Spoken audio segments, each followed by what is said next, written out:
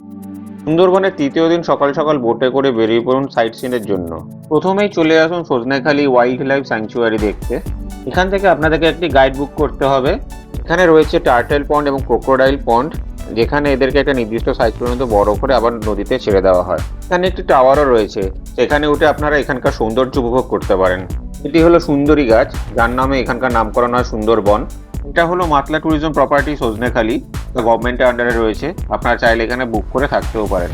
দেখতেই পাচ্ছেন এগুলো হলো ম্যানগ্রোভ উদ্ভিদের ঠেসমূল আর শ্বাসমূল। এরপর এখান থেকে বেরিয়ে পড়ুন আর এগিয়ে চলুন পরবর্তী গন্তব্যের দিকে। পরবর্তী গন্তব্য হলো সুধন্যখালি বিচ। এখানে প্রথমেই বনবিবি দেবীর মূর্তি দেখুন আর প্রণাম করে এগিয়ে যান সামনের দিকে এবং ঘুরে দেখুন বিভিন্ন প্রজাতির ম্যানগ্রোভ উদ্ভিদ যেমন সুন্দরী, গরান, গেও। এখানেও একটি টাওয়ার রয়েছে, টাওয়ারে উঠে এখানকার সৌন্দর্য উপভোগ করে নিন। এরপর প্রাকৃতিক সৌন্দর্য দেখতে দেখতে এগিয়ে চলুন পরবর্তী গন্তব্যের দিকে। কপাল ভালো থাকলে নদীর পাড়ে বন্য জীবজন্তুর সাথে দেখা হতে পারে। সামনেই দেখুন একটি চিতল হরিণ নদীর পাড়ে খাবার খুঁজছে।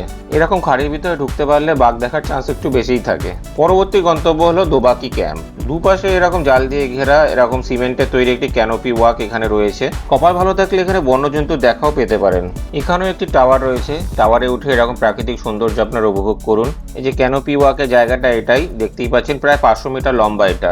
এরপর বোটে উঠে লাঞ্চ সেরে নিয়ে প্রাকৃতিক সৌন্দর্য দেখতে দেখতে এগিয়ে চলুন গদখালি বা সোনাখালির উদ্দেশ্যে, সেখান থেকে যে যার বাড়িতে।